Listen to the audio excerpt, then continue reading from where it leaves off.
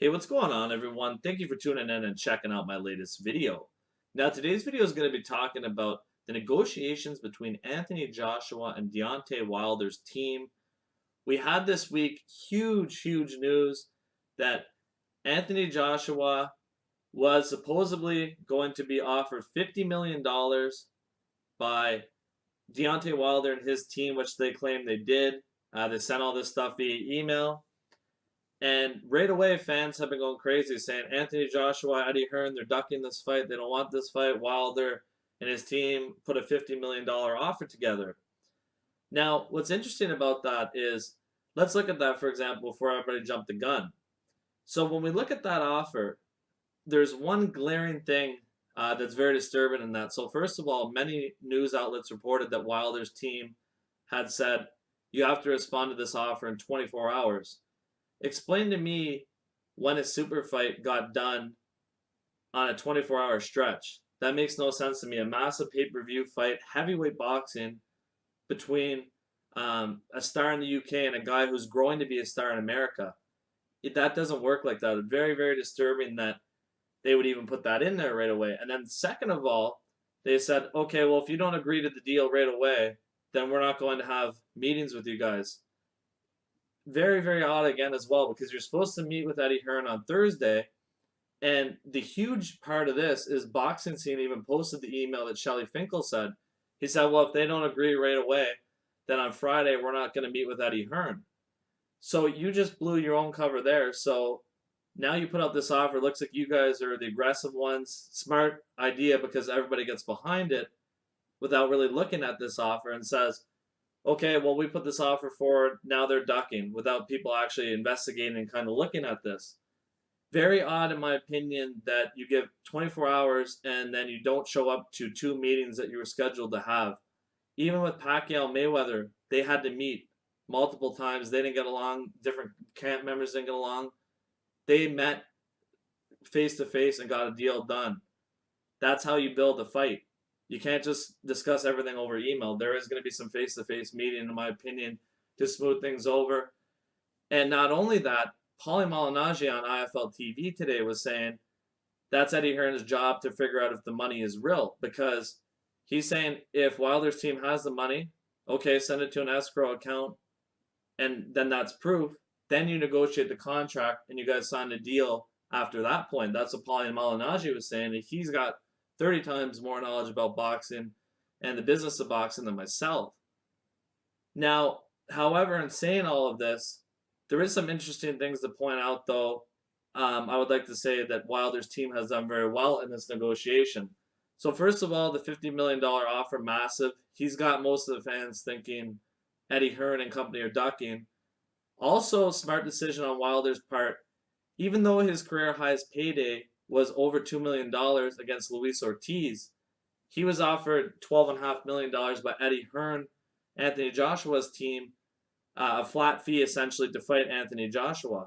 Now, I thought that was a good idea that Wilder did not take that offer, because I'd like to see Wilder get some pay-per-view percentage or not just a flat fee. In a super fight like that, I think there's more room to be giving up stuff, in my opinion, even though Anthony Joshua, of course, is a massive draw and he can sell like crazy.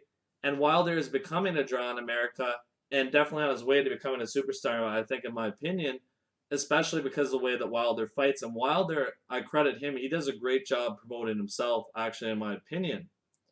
Now, the other issue is I don't think Eddie Hearn was in a massive rush to make this fight. And when putting out this offer, it does put some pressure on Eddie Hearn, because, in my opinion, it's been speculated for quite a while that Big Baby Miller was supposed to fight Anthony Joshua in August. That was close to being done. So that throws a wrench as well into Eddie Hearn's plan about kind of getting Joshua some exposure in America. People could point to that and say maybe this is another issue that is delaying the fight. And Eddie Hearn did say, essentially, he has brought up some issues about the fight, TV networks and that. And to be honest with you, the fans, they don't really want to hear that. They just want to have the fight. So there is definitely issues on both camps, essentially. Now, however, I will say a lot of people are saying that they don't have the money for this Deontay Wilder's team. There's no way. Now, I would disagree with that because I'm not saying they do, first of all, but I'm not saying it's out of the realm of possibility they don't have this money because think about it. Al Heyman, a very powerful man in boxing, with Floyd Mayweather for years. Look at the fortune he built. Showtime has a ton of money, so we can't just necessarily say that they don't have any money at all. I think that would kind of be bias and really jumping the facts as well, like people are doing to Anthony Joshua and Eddie Hearn about the negotiations, even though it's clear to me so far in the initial stages of what I've seen, you can't take that offer that seriously because of the way it was structured by saying 24 hours and you canceled two face-to-face meetings.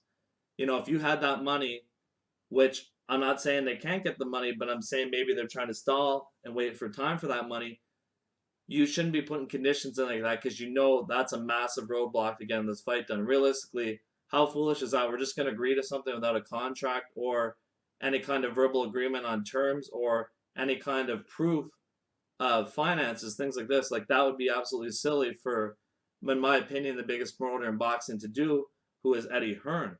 So in my opinion, guys, hopefully we get this fight done. I do believe if it gets done, it will be probably in Las Vegas, in my opinion. That may be an issue as well because Hearn and Joshua, I don't know if they really like Wilder having any kind of control in negotiations because of Anthony Joshua's position, how many belts he has, his popularity in the UK. And another point I just wanted to get out of here. A lot of people keep saying, well, you're saying about the $50 million, why doesn't Eddie Hearn and Anthony Joshua and team have to prove that they had $12.5 million to give to Deontay Wilder? The thing is, $12.5 million is quite a bit less than 50 million. Like that's not even really a valid point in my opinion. And the other thing is, you look, proof is a pudding. Okay, look at Anthony Joshua's last fight. The guy sold 80,000 tickets. Klitschko, he sold 80,000 tickets. You also had Eddie Hearn with the sold out show in Liverpool, Amir Khan fighting. Like, the UK, every show sells out. Eddie Hearn is making a killing financially. There's no question about it. I think it's foolish to question that and think that they don't have the money. I really don't believe that at all. So let me know what you guys think on this negotiation. Let me know where you guys want to see this fight. Does it happen and when does it happen, guys? Let me know. And thank you once again, guys, for tuning into this video. Appreciate it.